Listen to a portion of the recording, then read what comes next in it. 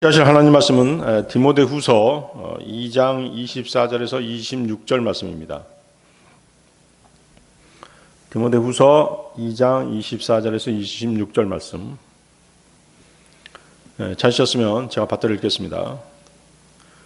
주의 종은 결코 다투지 말아야 하며 모든 사람에게 부드러우며 가르치기를 잘하며 인내하며 스스로 반대하는 자들을 온유함으로 일깨워 주어야 하리라.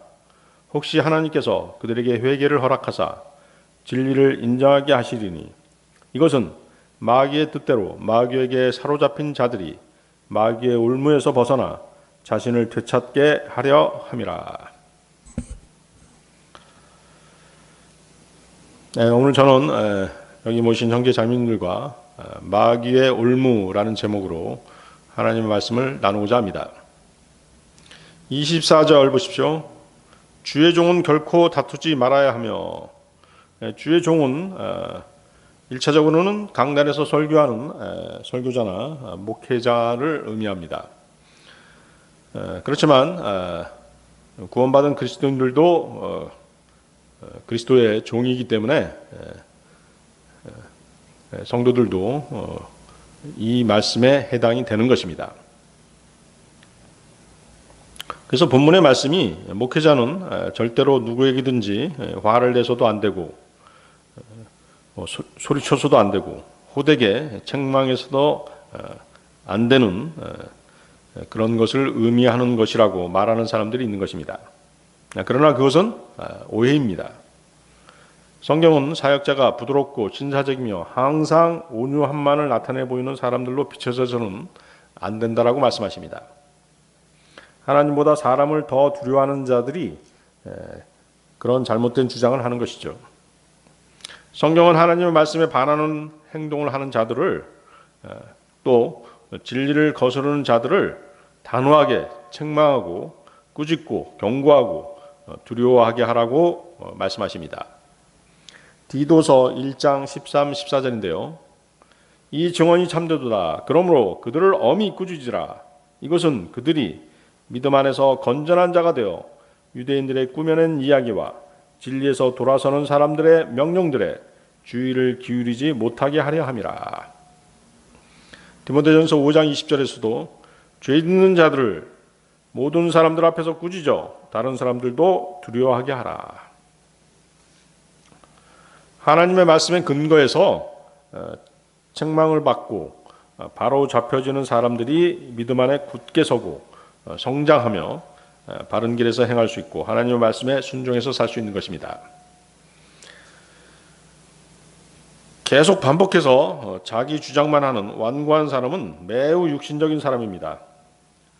그들은 하나님께서 원하는 길이 아닌 자기 길만 고집하는 가인 같은 자인 것이죠. 잠언 6장 23절 말씀인데요. 그 명령은 등불이요 그 법은 빛이며 훈계하는 책망들은 생명의 길이니라. 잠언 10장 17절 훈계를 지키는 자는 생명의 길에 있거니와 책망을 거절하는 자는 잘못 행하느니라. 잠언 12장 1절 누구든지 훈계를 사랑하는 자는 지식을 사랑하거니와 책망을 싫어하는 자는 짐승과 같으니라. 잠언 25장 12절 말씀에도 순종하는 귀에 대고 지혜롭게 책망하는 자는 금 귀고리 같으며 정금 장식 같으니라. 그래서 목회자는 사랑과 온유로 다가가야 하는 경우와 매를 가지고 나아갈 경우가 있는 것입니다. 거기 25절 보십시오. 디모데후서 2장 25절 반대하는 자들을 온유함으로 일깨워 주어야 하리라. 혹시 하나님께서 그들에게 회개를 허락하사 구원받은 후에 말씀을 읽고 공부하는 일에 소홀해서 진리의 지식을 쌓지 못하고 영적 분별력이 부족한 사람 또는 여전히 자신의 육신적인 것들 예를 들어 명예, 돈, 또 높아지고 싶은 마음 등을 드러내는 사람들 그리고 복음을 반대하거나 복음을 전파하는 것을 방해하는 사람들을 온유함으로 상대하라는 그런 말씀입니다. 어떤 사람이 하나님의 말씀을 받아들이면 하나님께서는 그 사람에게 돌이킬 수 있는 기회를 주실 것이고 만일 그 사람이 말씀을 받아들이지 않는다면 하나님께서는 그 기회를 주시지 않을 것이라는 그런 내용의 말씀입니다. 긍휼이 풍성하신 하나님께서는 구원받지 못한 사람들에게 항상 회개하는 마음을 주실 준비를 하고 계십니다.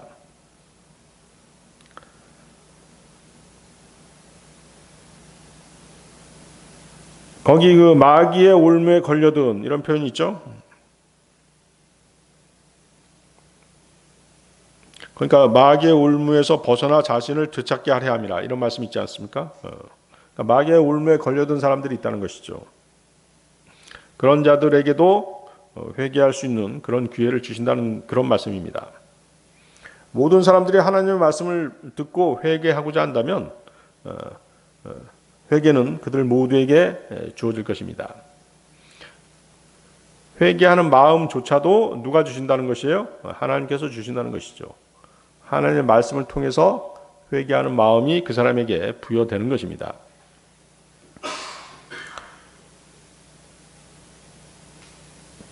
근데 여러분들이 알아야 될 것은 이제 구원은 선물이죠. 하나님의 은혜의 선물입니다. 그렇지만 회개는 선물이 아니라는 것이죠. 구원은 구원이 주어지기 위한 구원받기 위한 조건들이 갖춰져야 하는데 그 조건은 주 예수 그리스도를 믿는 것과 마음으로 믿고 입으로 고백하는 것이죠. 그렇죠? 사도행전 16장 30절에서 31절 말씀인데요. 그들을 데리고 나와 이르되 선생들이여 내가 무엇을 하여야 구원을 받으리까 하거늘 그들이 이르되 주 예수 그리스도를 믿으라 그리하면 내가 구원을 받고 내 집이 받으리라 하며 가장 중요한 것이 이제 자신의 의지죠. 내가 주 예수 그리스도를 믿겠다라고 하는 자신의 의지가 중요한 것입니다. 25절 보십시오.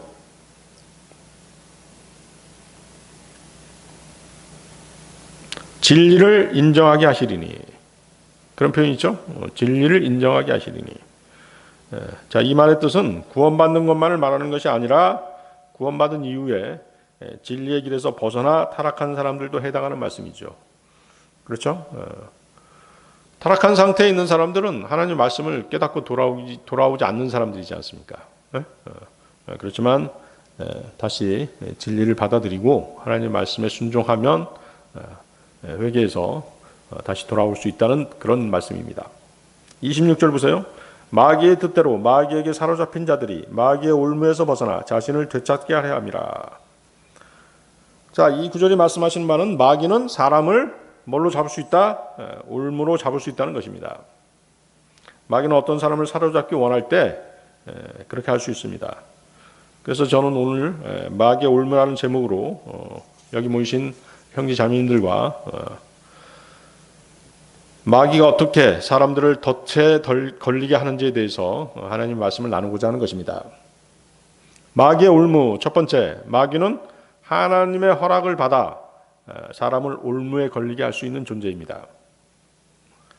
욥기 보십시오. 욥기 1장 9절에서 12절 말씀입니다.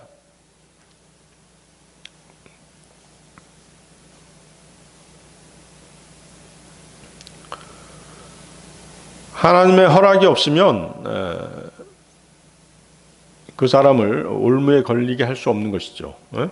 하나님의 허락하에 그렇게 하시는 것입니다.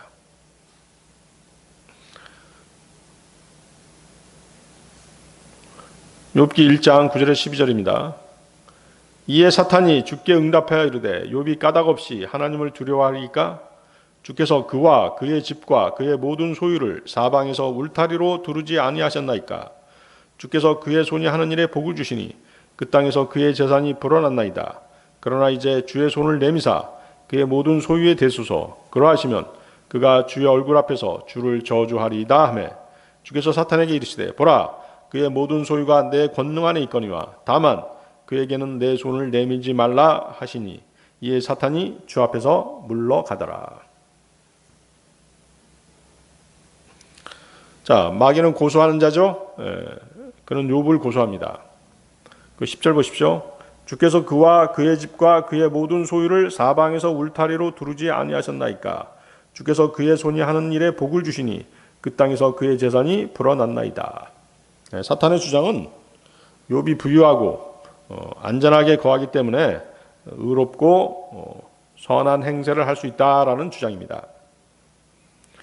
욥을 위험에 빠뜨리고 그의 재산을 빼앗아서 가난하게 하면 욥은 본성을 드러낼 것이고 하나님을 원망하고 저주하며 타락하게 될 것이라는 그런 주장인 것이죠. 거기 11절 보십시오. 주의 손을 내미사 그의 모든 소유에 대소서. 그리하시면 그가 주의 얼굴 앞에서 주를 저주하리다. 사탄이 사람들을 고소하는 논리는 세상 학자들의 이론과 비슷하지만 또 아주 더 교묘하죠. 세상 학자들은 어떻게 주장합니까? 그 사람의 불의한 처지를 먼저 살피죠. 그 사람이 죄를 짓게 된, 범죄하게 된 동기를 먼저 살피는 것입니다. 가난하게 태어나서 그렇다. 그는 불우한 환경에서 자랐다. 주위 친구들이 그를 왕따시켜서 그렇다. 그는 빈민가에서 태어났고 범죄자들을 보면서 자라났다. 당시 그가 태어난 나라는 전쟁 중이었다. 어렸을 때 그는 교육의 혜택을 받지 못했고 돈벌이부터 해야 했다. 등등의 분석을 토대로 사람을 판단하는 것이 세상의 사회학자들의 주장인 것입니다. 그러니까 세상학자들은 뭐예요? 어떤 사람, 인간들의 악한 본성을 전혀 인정하지 않는 것이죠. 환경이 그를 그렇게 만들었다라고 주장하는 것입니다. 그러나 사탄의 전략은 그 사람이 처한 상황을 뒤집어서 매우 부정적인 상황으로 몰아가는 것이 대부분입니다. 특히 하나님께 도전하는 방향으로 상황을 전개시켜서 그 사람을 고소하는 것이죠. 사탄이 범죄자를 고소하는 것이야 증거가 명백하기 때문에 별 문제가 되지 않습니다. 그러나 범죄자가 아닐지라도 사탄은 그 사람을 막무가내로 트집 잡고 고소해서 범죄 상태로 몰아넣는 그런 수법도 있는 것입니다. 범죄 사실이 없음에도 고소 고발해서 그 사람의 분노를 촉발시켜서 복수심을 키우고 하나님 말씀에 불순종하게 해서 범죄토록 하는 것입니다. 아주 고단수의 수법이죠. 사탄은 인간을 죽일 수 있는 권한을 하나님으로부터 허락받거나 그와 연관된 어떤 것이라도 수행할 수 있는 죽음의 권세를 가진 자입니다. 하나님께서 욥에게 그러셨던 것처럼 사탄을 시켜서 여러분을 고난 가운데 둔다면 여러분은 여전히 도덕적으로 영적으로 하나님에 대한 믿음을 저버리지 않을 그런 자신이 있으십니까? 네. 거의 없습니다. 그리스도인은 혼이 구원을 받고 영이 거듭난 존재입니다. 육신은 주님 오실 때 주님과 같은 몸을 입음으로써 최종적으로 구속되는 것입니다. 반면에 우리가 믿음 생활 가운데 받는 구원이 있는데 그것은 지옥 불호수로부터 구원받는 것이 아니라 고난, 역경, 시험에서 하나님의 도우심으로 벗어나는 것입니다. 이것이 생활 구원이죠. 이 세상의 신인 사탄의 고소와 올무에서 빠져나오는 것도 그 중에 하나인 것입니다. 생활 속에서 구원받는 것 중에 하나라는 것입니다. 사탄을 악의 원리라든가 신화 속의 악마, 뿔 달린 괴물, 외계인 정도로 생각하는 사람은 성경을 읽어보지도 않고 또 믿지도 않는 사람입니다. 마귀의 실체를 올바로 알지 못하는 사람인 것이죠. 사탄은 자신의 때에 나타나기 위해서 철저하게 자신을 숨기는 존재입니다.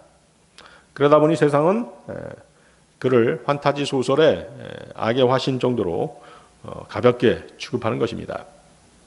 거기 11절 보십시오. 욥기 1장 11절. 이제 주의 손을 내미사 그의 모든 소유에 대소서. 그리하시면 그가 주의 얼굴 앞에서 주를 저주하리이다. 하나님과 사탄이 매우 밀접하게 연관되어 있죠. 사탄은 이렇듯 주님 앞에 언제든지 출입할 수 있는 존재입니다. 하나님께서는 사탄과 이렇게 밀접하게 연관돼서 일하신다는 것이죠. 하나님께서는 사탄을 이용하시는 것입니다. 성경 말씀과 하나님의 계시와 성령님의 조명이 없다면 하나님의 일과 사탄의 일을 구별하는 것은 불가능합니다.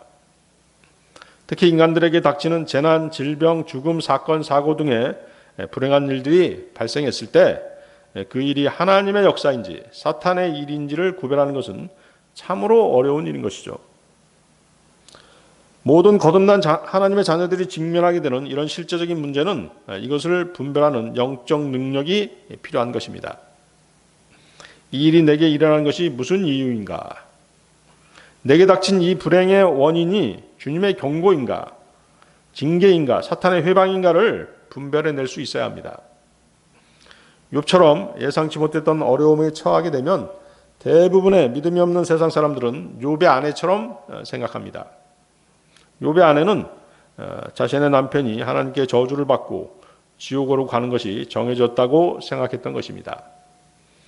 평생 반여자로 남을 것이라고 생각했던 아내마저도 욥을 거부한 것이죠. 욥의 불행을 보고 떠나가 버린 것입니다.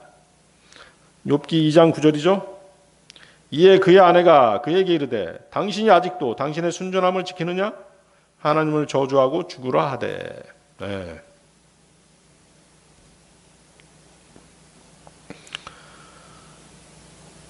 구원받은 이후에 자신의 불행한 상태 또 고난, 역경, 시련을 겪게 되면 그리스도인이라고 할지라도 욥의 아내처럼 될 수 있는 것입니다. 거기 12절 보십시오. 욥기 1장 12절. 주께서 사탄에게 이르시되 보라 그의 모든 소유가 내 권능 안에 있거니와 다만 그에게는 내 손을 내밀지 말라 하시니 이에 사탄이 주 앞에서 물러가더라.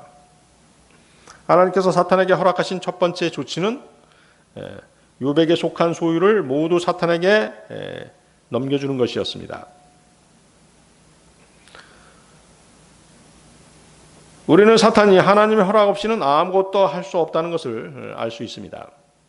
하나님께서 욥의 자녀들과 재산을 사탄에게 넘겨주셨지만 욥의 건강은 지켜주셨던 것입니다. 그 다음에는 뭘까요? 그 다음에는 욥의 건강을 파괴시키고 생명만을 남겨두시는 일이겠죠. 욥기 2장 6절입니다. 주께서 사탄에게 이르시되 보라 그가 내 손에 있으니 그의 생명은 살려둘지니라 하시니라. 다행인 것은 사탄은 하나님께서 그에게 허용하시는 한도 내에서만 움직일 수 있는 존재라는 사실입니다. 거듭난 하나님의 자녀에게 이것이 큰 유한이 되는 것은 모든 것을 잃더라도 구원받은 후는 지옥 불호수에 떨어지지 않고 구원이 영원히 보장된다는 사실입니다. 여러분은 이 사실에 참으로 감사해야 할 것입니다. 마귀의 울무 두 번째, 사람들은 자신들의 죄로 인해 마귀가 쳐놓은 울무에 걸릴 수 있는 것입니다. 누가복음 보십시오. 누가복음 4장 16절에서 18절 말씀입니다. 누가복음 4장 16절에서 18절 말씀.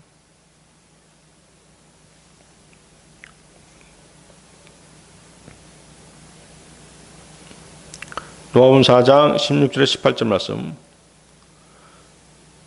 그분께서 자기가 자라난 나사렛에 가사 자기의 관례대로 안식일에 회당에 들어가 읽으려고 서시니 섬기는 자가 대언자 이사야 책을 그분께 넘겨 드리거늘 그분께서 그 책을 펴서 이렇게 기록된 데를 찾으시니라. 일러스되 주의 영께서 내게 임하셨으니 이는 그분께서 내게 기름을 부으사 가난한 자들에게 복음을 선포하게 하셨기 때문이라. 그분께서 나를 보내신 것은 마음이 상한 자들을 고치며 포로된 자들에게 구출을, 눈먼 자들에게 다시 보게 함을 선포하고 상처 입은 자들을 자유롭게 하며. 예수님께서 읽으신 본문은 이사야죠. 이사야 61장 1절에서 3절 말씀입니다. 이 구절들은 두 가지 이유로 매우 중요합니다. 첫 번째, 메시아에 관한 예언이죠. 이 구절은 예수 그리스도의 오심에 관한 예언입니다. 예수님은 회당에서 이 구절을 읽으시고 그 내용들이 그분 안에서 이루어졌다라고 선언하셨습니다. 그렇죠? 실제로 주님께서 읽으신 이 내용들이 주님의 초림 때 다 이루어졌던 것입니다. 두 번째는 복음의 선포죠. 자, 이 구절은 가난한 사람들에게 좋은 소식, 즉 복음을 전하고 마음이 상한 사람들을 치유하고 포로들에게 자유를 제공하는 주님의 사역에 관한 말씀입니다. 이는 사람들에게 영적, 정서적 치유와 사탄에게 붙잡힌 자들을 해방시켜주고 신체적, 영적 소경들의 눈을 열어주는 그분의 사명을 의미하는 것입니다. 여기서 가난한 사람들이란 물질적으로 가난한 사람과 마음이 가난한 자 모두를 뜻합니다. 그래서 거기 가난한 자들 나오죠. 물질적으로 가난한 것 플러스 영적으로 마음이 가난한 자들 다 포함된다는 것입니다. 마태복음 5장 3절에 어떤 말씀이 있습니까? 영이 가난한 자들은 복이 있나니 하늘의 왕국이 그들의 것이기 때문이요. 자, 영이 가난하다 무슨 뜻이죠? 시편 51편 17절에서 이 말씀을 해석해주고 있죠. 영이 가난하다. 하나님께서 구하시는 희생물은 상한 영이라. 오 하나님이여, 상하고 통회하는 마음을 주께서 멸시하지 아니하시리이다. 자, 그래서 여러분들 이제 영이 가난한 자들은 뭐하고 관계가 있다? 시편 51편 17절 말씀과 관계가 있다. 상한 영, 상하고 통회하는 마음을 가진 사람들이 영이 가난한 자들입니다. 주목할 것은 뭐예요? 영이 가난한 자들은 복이 있는데 하늘의 왕국이 그들의 것이기 때문이요. 이렇게 말씀하시죠. 그러니까 영이 가난한 자들은 상한 영, 상하고 통회하는 마음을 가진 사람들인데 그들에게 무엇이 주어진다? 하늘의 왕국이 주어진다는 것이죠. 하늘의 왕국, 영어로 뭐죠? The Kingdom of Heaven이죠. 하늘의 왕국, The Kingdom of Heaven. 이 하늘의 왕국은 어떤 왕국입니까? 실제적으로 이 땅에 세워질 왕국입니다. 이 하늘의 왕국은 침례인 요한과 예수 그리스도께서 초림 때 전파하셨던 주님이 다스리는 이 땅에 세워질 실제적이고 눈에 보이는 그런 왕국인 것이죠. 한마디로 천년왕국이죠. 주님께서 다시 재림하시면 세워질 천년왕국이 바로 하늘의 왕국인 것입니다. 자, 누가복음 한번 보세요. 여기 잡고 누가복음 그 6장 한번 보시죠. 6장 20절. 자, 한 장 넘기시면 되죠. 누가복음 6장 20절. 그분께서 자기 제자들을 향해 눈을 드시고 이르시되 너희 가난한 자들은 복이 있나니 하나님의 왕국이 너희 것이기 때문이요. 자, 여기는 뭐가 나와요? 하나님의 왕국이 나오죠. 네. 하늘의 왕국, 하나님의 왕국 다르죠? 네.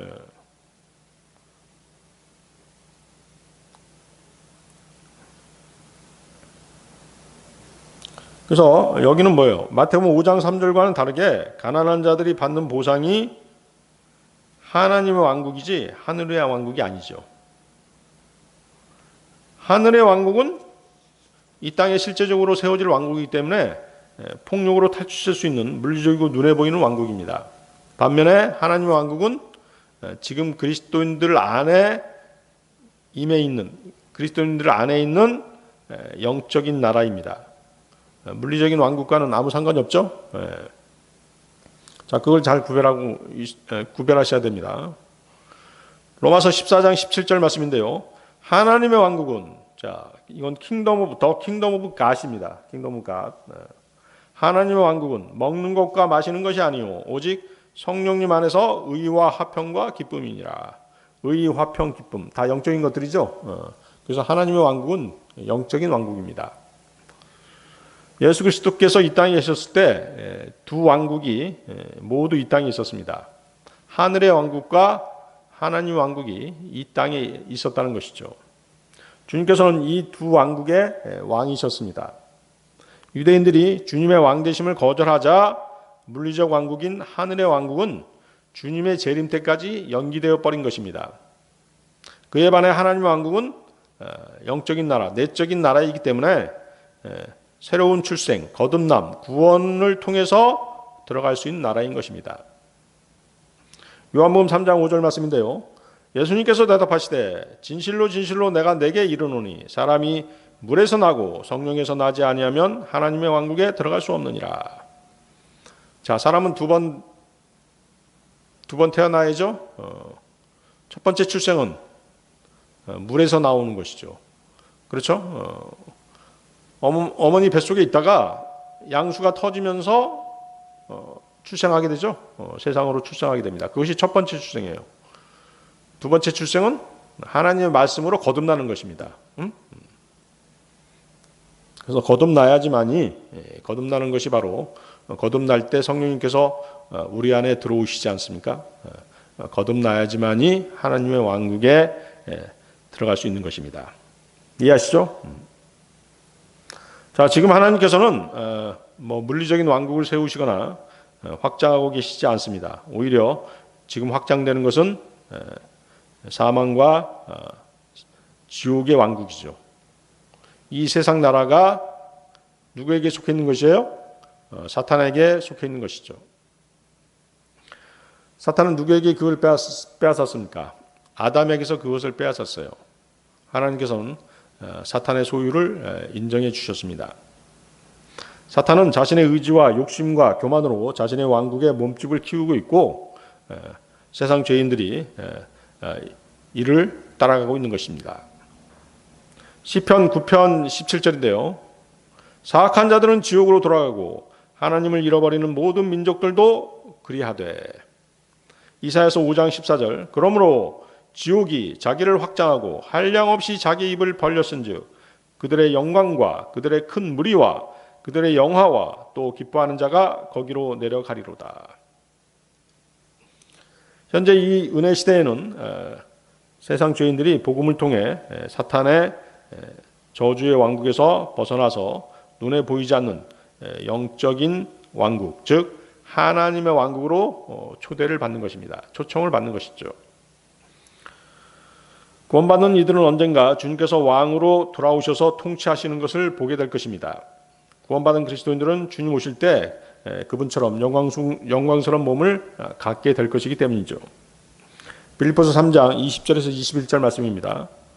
우리의 생활 방식은 하늘에 있으며 거기로부터 또한 우리가 구원자 주 예수 그리스도를 기다리노니 그분께서는 모든 것을 자기에게 복종시킬 때 사용하는 능력을 발휘하사 우리의 천한 몸을 변화시켜 자신의 영광스러운 몸과 같게 만드시리라.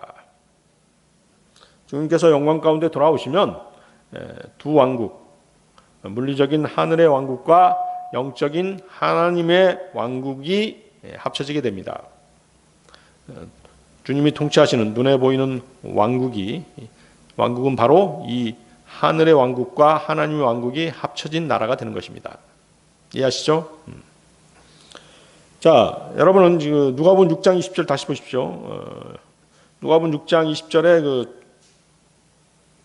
그 축복들, 누가복음 6장 20절이 물질적인 내용도 같이 포함되는 것입니다. 영적인 내용 플러스 물질적인 내용도 같이 포함된다는 것이죠.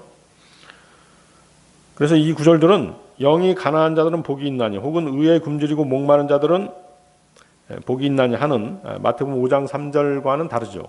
마태복음 5장 3절은 영적인 것만 얘기하고 있지 않습니까? 누가복음 6장 20절은 물질적인 것도 포함된다는 사실입니다.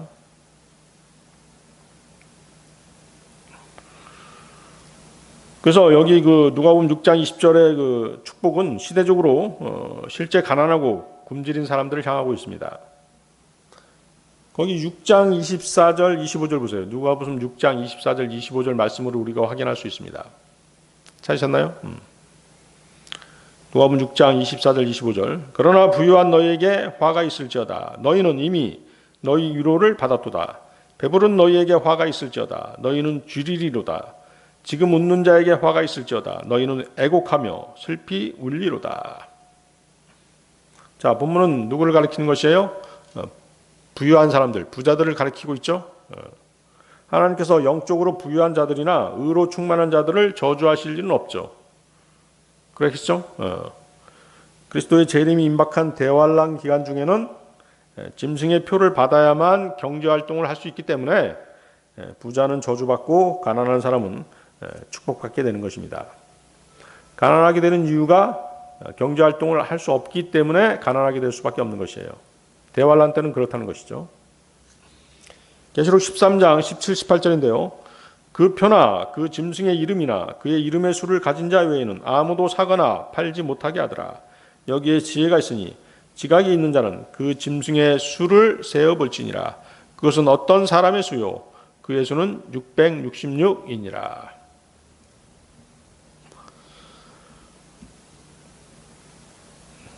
거듭난 하나님의 자녀들은 예수 그리스도를 구주로 믿을 때 거듭나서 하나님의 나라에 들어가는 것입니다. 또 구주께서 오실 때 휴거되어서 썩지 않을 몸으로 변화되고 주님과 함께 지상에 내려와 실제 하늘의 왕국을 보게 되는 것입니다. 그래서 우리 그리스도인들은 지금 어디에 속해 있는 것이에요? 더 킹덤 오브 갓에 속해 있는 것이죠. 하나님의 왕국에 속해 있는 것이죠.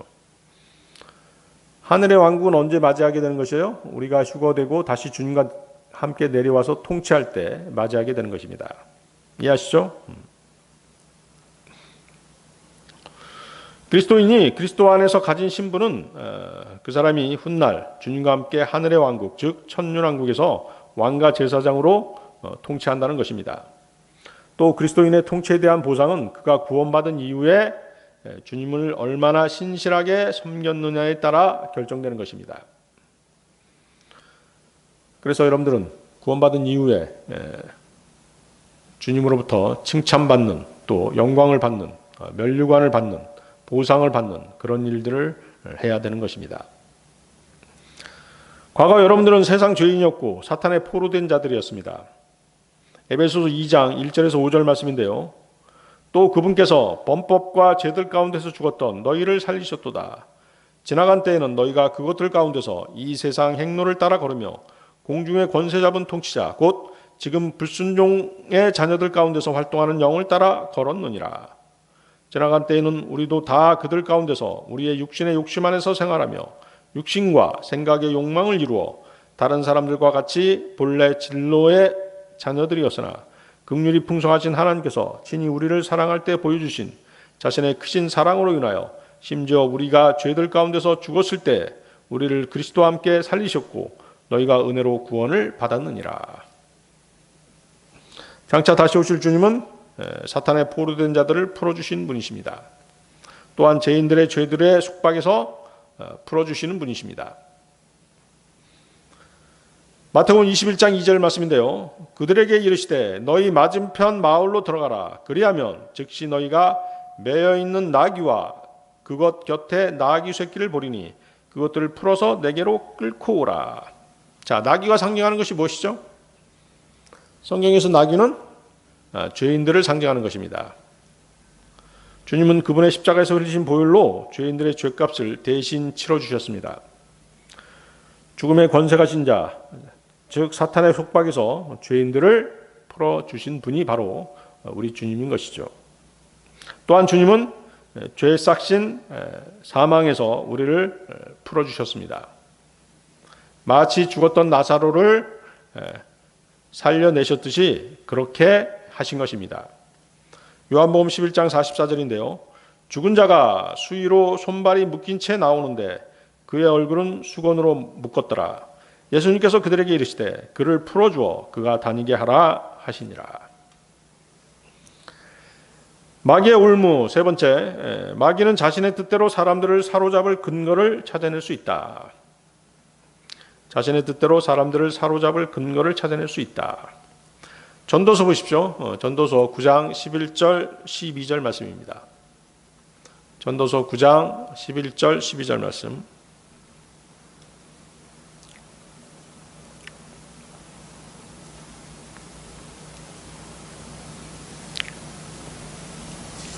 네, 찾으셨으면 제가 받들겠습니다. 내가 돌이켜 해 아래서 보니 경주가 빠른 자들에게 돌아가지 아니하고 전투가 강한 자들에게 돌아가지 아니하며 빵이 지혜로운 자들에게 돌아가지 아니하고 재물이 명철한 자들에게 돌아가지 아니하며 호의가 재능 있는 자들에게 돌아가지 아니하고 오직 때와 기회는 그들 모두에게 생기느니라.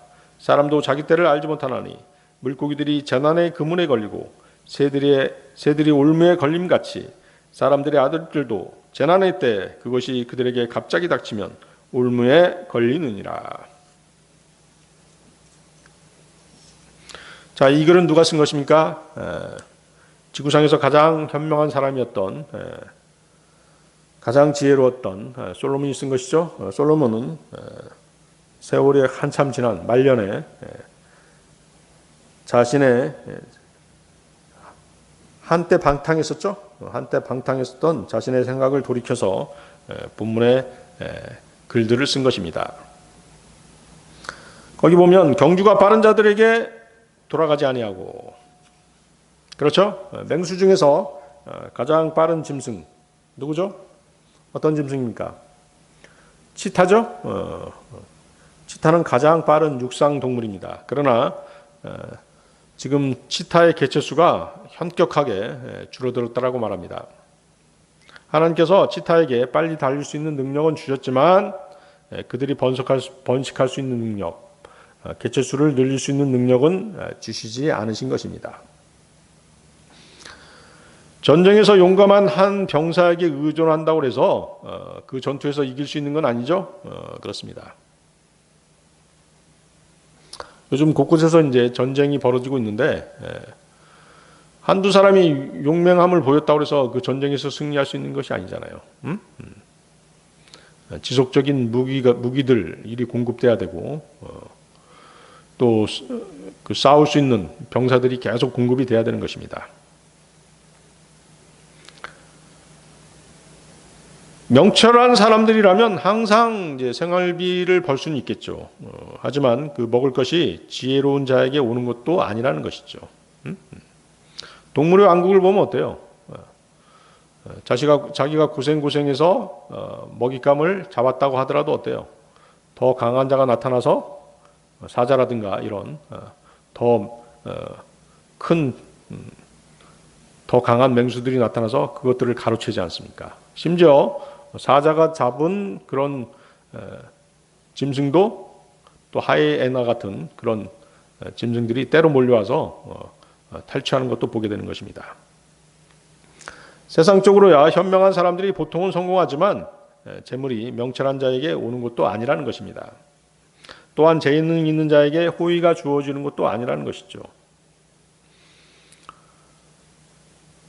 자, 이런 것들을 이제 우리가 보면은 어때요? 모든 것이 누구의 손에 있는 것이에요? 하나님의 손 안에 있는 것이죠. 그걸 빨리 인정할수록 여러분들은 더욱더 현명해지는 것입니다. 자, 여러분들 힘센 자는 분명히 골리앗이었죠. 그렇지만 다윗이 골리앗을 이기지 않습니까? 열왕기상 20장에서 보면 시리아 군대가 이스라엘을 공격하게 됩니다. 시리아 군대는 이스라엘에 비해서 그 군사들의 수가 10배나 더 많았습니다. 그렇지만 시리아 군대는 참패당하죠. 하나님께서 그들을 참패시킨 것입니다. 그리고 이스라엘에게 목숨을 구걸해야 되는 그런 상황으로 가게 되는 것이죠. 엘리야 대언자는 그를 박해하는 아합 왕보다 훨씬 지혜가 뛰어났습니다. 그렇지만 그는 까마귀들에게 부양받아야 했죠. 하나님께서 그렇게 하신 것입니다. 열왕기상 17장 3, 4절 말씀인데요. 너는 여기를 떠나 동쪽으로 가서 요르단 앞 그린 시냇가에 숨고 그 시내에서 물을 마시라. 내가 까마귀들에게 명령하여 거기서 너를 먹이게 하였느니라. 바울은 대단히 명철한 사람이었고 영적인 사람이었습니다. 신약 성경 대부분을 바울이 저술했죠. 하지만 그는 완전한 빈털터리로 순교당해야만 했습니다. 하나님께서 그렇게 정하신 것입니다. 이런 일들은 그 사람의 지혜, 학벌, 명성, 재산의 많고 적음과는 전혀 상관없이 일어난다는 것입니다. 죽음도 또한 마찬가지입니다. 그렇기 때문에 우리는 누구를 인정해야 되는 것이에요? 모든 것이 하나님의 뜻 안에 있다, 하나님의 손 안에 있다라는 것을 인정하면서 살아야 되는 것입니다. 세상 사람들은 그렇지 않더라도 우리는 그렇게 해야 되는 것이죠. 잠언 3장 6절 말씀인데요. 내 모든 길에서 그분을 인정하라. 그리하면 그분께서 내 행로들을 지도하시리라. 거기 11절 보십시오. 전도서 9장 11절.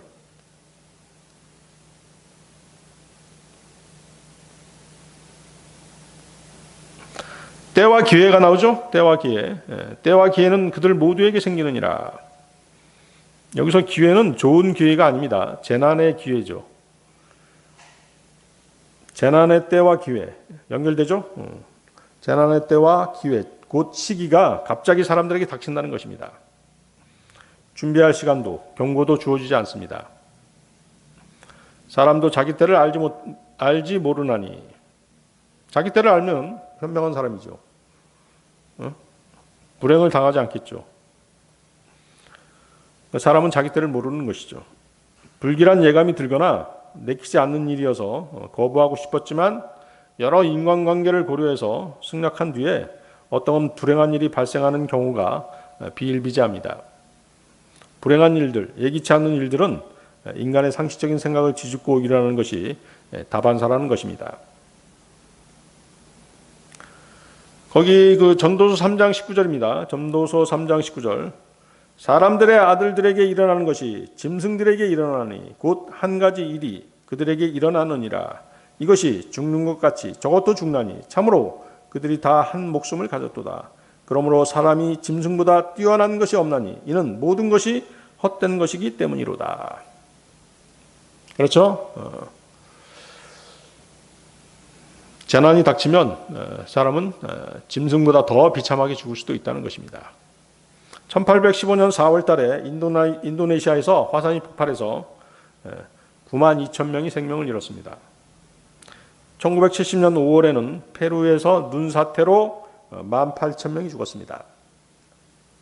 이웃나라 일본은 2011년 동일본 대지진에 의한 쓰나미죠. 여러분 쓰나미 알죠? 쓰나미로 1만 6천 명의 사상자가 발생했습니다. 최근 튀르키예에서 발생한 지진으로 사망자 수가 2만 명에 육박했었습니다. 우리는 지진이나 눈사태, 산사태 같은 자연재해가 언제 일어날는지 예측할 수 없는 것입니다. 전도서 9장 12절입니다. 전도서 9장 12절 보세요. 다시. 사람도 자기 때를 알지 못하나니 물고기들이 재난의 그물에 걸리고 새들이 올무에 걸림같이 사람들의 아들들도 재난의 때 그것이 그들에게 갑자기 닥치면 올무에 걸리느니라.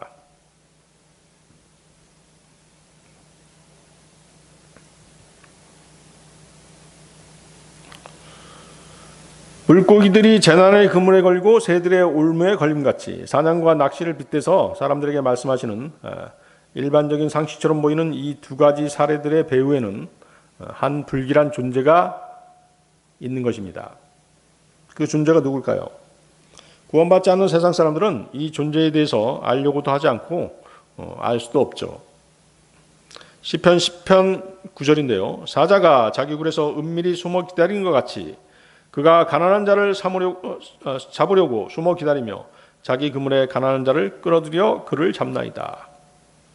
자, 이와 같은 짓을 하는 자가 누굽니까? 베드로전서 5장 8절인데요. 정신을 차리고 깨어 있으라. 너희 대적 마귀가 울부짖는 사자같이 두루다니며 삼킬 자를 찾나니. 그렇죠? 마귀가 이런 일을 하는 것이죠. 놀라운 사실은 사탄뿐만 아니라 하나님께서도 그물을 던지고 덫을 놓는 일을 하신다는 것입니다. 놀라운 일이죠. 욥기 19장 6절인데요. 하나님께서 나를 뒤엎으시고 자신의 그물로 나를 애워싸신 줄 이제 알지니라.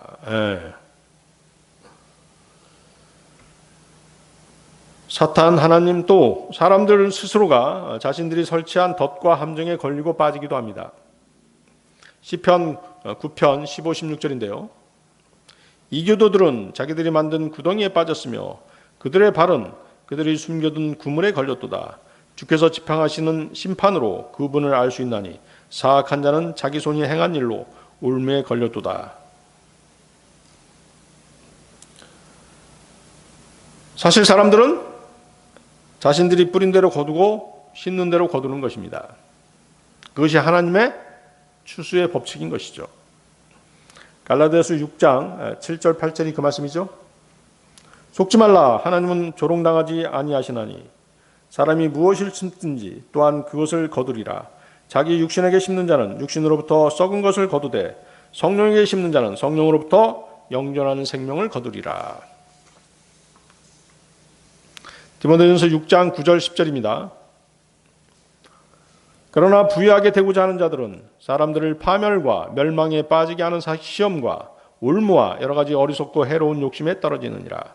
돈을 사랑함이 모든 악의 뿌리이니 어떤 자들이 돈을 탐내다가 믿음에서 떠나 잘못하고 많은 고통으로 자기를 찔러 꿰뚫었도다. 돈에 심었기 때문에 파멸을 거두게 되는 것입니다. 시편 106편 36절이죠. 그들의 우상들을 섬겼으므로 그것들이 그들에게 올무가 되었도다. 자, 우상에게 투자했기 때문에 그들은 올무에 걸리게 된 것입니다. 잠언 18장 6절 7절입니다. 어리석은 자의 입술은 다툼 속으로 들어가고 그의 입은 매를 불러들이니라. 어리석은 자의 입은 그의 멸망이 되며 그의 입술은 그의 혼의 올무가 되느니라. 자, 입을 함부로 놀린 것이죠. 그것이 올무가 된다는 것입니다. 시편에서 새 사냥꾼이 나옵니다. 시편 91편 3절인데요. 그분께서 너를 새 사냥꾼의 올무에서와 해로운 역병에서 확실히 건지시리로다. 자, 새 사냥꾼은 누굴까요? 사탄이죠. 사탄은 올무를 놓아 사람들 잡기를 좋아합니다. 그는 저와 여러분의 약점을 훤히 알고 있습니다. 마귀가 여러분을 잡기 원한다면 모르긴 몰라도 몇십 초 내로 여러분의 약점을 파고들어서 죄를 짓게 만들 것입니다. 누가복음 22장 31절 말씀입니다. 또 주께서 이르시되 시몬아 시몬아 보라 사탄이 너희를 밀가부르듯 하려고 너희를 갖기 원하였으나 내가 너를 위하여 내 믿음이 쇠하지 않도록 기도하였은즉 너는 돌이킨 뒤에 내 형제들을 강하게 하라 하시니. 주님의 기도와 보호하심이 없다면 우리는 마귀의 올무에서 헤어나오지 못할 것입니다. 사탄은 사냥꾼이고 또 낚시꾼입니다. 사탄의 예표가 되는 니므롯은 강한 사냥꾼이었습니다. 창세기 10장 8, 9절 말씀이죠. 구스가 니므롯을 낳았는데 그가 땅에서 강력한 자가 되기 시작하였더라. 그가 주 앞에서 강한 사냥꾼이었으므로 사람들이 얘기를 아무개는 주 앞에서 강한 사냥꾼인 니므롯 같다 하느니라.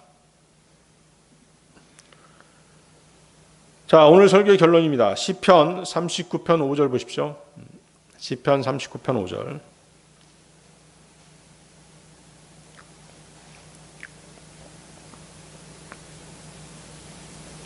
시편 39편 5절.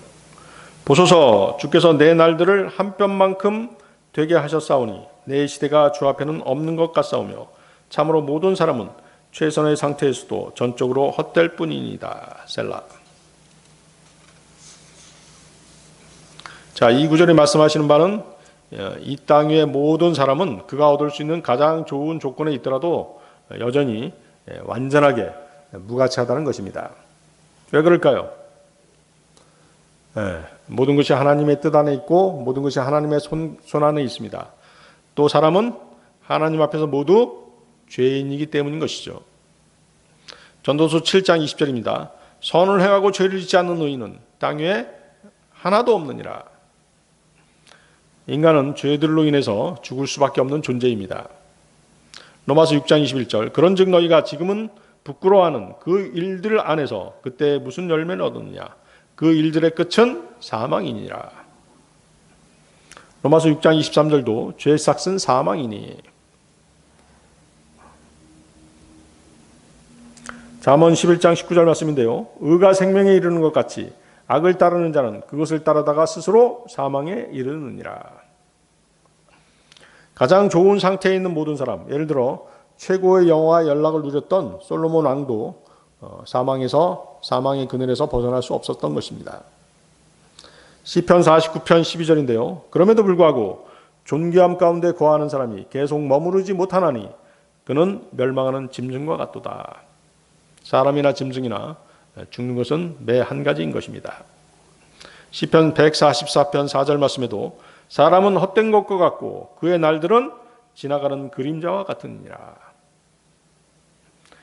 땅에 있는 사람이 얻을 수 있는 최상의 조건에 있더라도 하나님 보시기에 그는 단지 잠시 보이다 사라지는 수증기 같은 그런 존재인 것입니다. 야고보서 4장 14절 말씀입니다. 내일 있을 일을 너희가 알지 못하는도다. 너희 생명이 무엇이냐? 그것은 곧 잠시 나타났다가 그 뒤에 사라져버리는 수증기니라. 성경은 육신 안에 선한 것이 거하지 않는다라고 말씀하십니다. 그렇게 말씀하셨죠? 로마서 7장 18절이 그 말씀입니다. 내 안에 곧 내 육신 안에 선한 것이 거하지 아니하는 줄을 내가 아노니 원함은 내게 있으나 선한 그것을 어떻게 행할지는 내가 찾지 못하노라. 그런데 그리스도인들은 선을 행할 수 있는데 그 선을 행할 수 있는 이유는 그들 안에 선한 일을 행하시는 분이 계시기 때문이죠. 네. 거듭난 그리스도인들 안에 성령님이 계시고 성령님께서 그 사람이 올바른 열매를 맺도록 인도하시기 때문에 그것이 가능한 것입니다. 성령님의 새롭게 하시는 역사가 없이는 사람의 가장 좋은 상태도 기록된 말씀과 같이 다 헛될 뿐이라는 것입니다. 가장 좋은 상태에 있던 다윗은 많은 부인이 있었음에도 불구하고 자신의 육신의 욕망을 채우기 위해 우리아의 아내 밧세바를 범하는 죄를 짓습니다. 가장 믿음이 좋다고 자부했던 바울도 하나님의 명령에 3번 불순종했습니다.